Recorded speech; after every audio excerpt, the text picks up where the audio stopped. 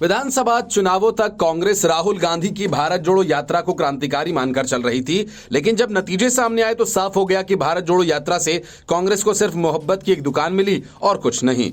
इसी वजह से अब कांग्रेस ने भी मान लिया है कि हजारों किलोमीटर पैदल चलकर राहुल गांधी ने सिर्फ पार्टी को संसाधनों को खर्च किया, और इसी वजह से कांग्रेस ने अब भारत जोड़ो यात्रा से अपना पीछा छुड़ा लिया और इसकी फिर से रीपैकेजिंग कर डाली, और शायद अब इसका कोई असर दिख जाए। लोकसभा चुनाव से ठीक पहले कांग्रेस एक नई यात्रा शुरू करेगी। जाहिर है इसमें राहुल गांधी ही आगे आगे चलेंगे। तैयारी एक तरह से फिर राहुल गांधी को नए सिरे से लॉन्च करने की है।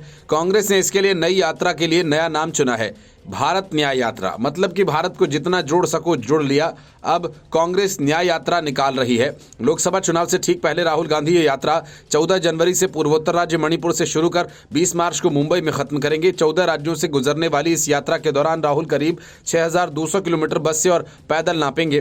कांग्रेस महासचिव जयराम रमेश ने कहा कि ये यात्रा आर्थिक, सामाजिक और राजनीतिक न्याय के लिए होगी। ऐसे में अब सवाल यह है कि राहुल गांधी की ये यात्रा लोकसभा चुनाव पर कितना असर डाल पाएगी। 2019 लोकसभा चुनाव से पहले राहुल गांधी ने न्याय के मुद्दे पर चुनाव लड़ा था। कांग्रेस ने अपने घोषणा पत्र में न्यूनतम आय योजना यानी न्याय योजना का ऐलान किया था, जिसके अंतर्गत गरीब परिवारों को कम से कम 72,000 रुपए सालाना देने का वादा किया गया था। हालांकि लोगों ने पीएम मोदी को एक और मौका दिया।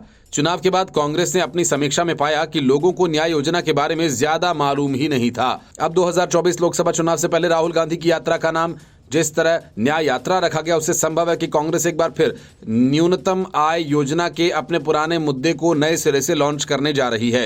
यात्रा के दौरान राहुल गांधी न्यूनतम आय गारंटी के साथ साथ महंगाई, बेरोजगारी, कुछ पूंजीपतियों के बढ़ते साम्राज्य जैसे आर्थिक मुद्दों को उठाकर मोदी सरकार को घेरेंगे। साथ ही जिस तरह से यात्रा की शुरुआत करीब साल भर से अशांत मणिपुर से हो रही है, राहुल बीजेपी सरकार को देश में सांप्रदायिक ध्रुवीकरण का विरोध भी यहां लगाते आरोप करते नजर आएंगे।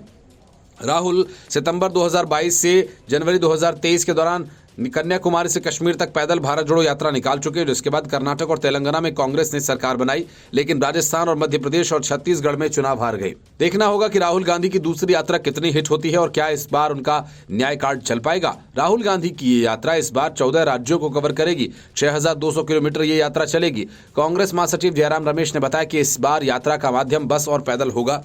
उन्होंने कहा कि न्याय यात्रा मणिपुर, नागालैंड, असम, मेघालय, पश्चिम बंगाल, बिहार, झारखंड, ओडिशा, छत्तीसगढ़, उत्तर प्रदेश, मध्य प्रदेश, राजस्थान, गुजरात और महाराष्ट्र राज्यों को कवर करेगी। Bureau report, news of India.